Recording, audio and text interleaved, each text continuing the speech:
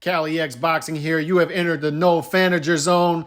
Before we go further, hit that sub button and hit the alert so you know when the podcast is going live. The second biggest name in boxing, Anthony Joshua, is back. April 1st, Jermain Franklin. Let's go. The reset of one of boxing's biggest names was announced by Trust Fund Eddie, Matchroom Boxing, DAZN today. Rising tide raises all ships, so when Anthony Joshua and Canelo Alvarez are in the news cycle and are active, it's better for boxing overall.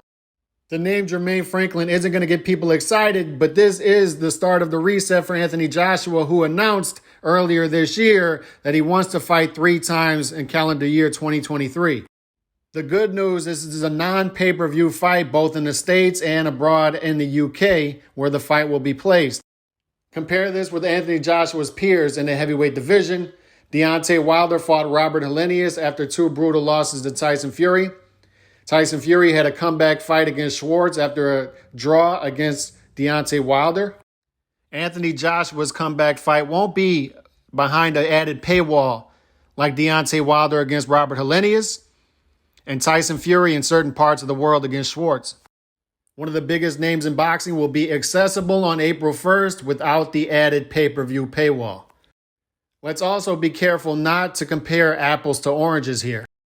Anthony Joshua and his team are attempting to lay out an aggressive 2023 plan which involves 3 fights.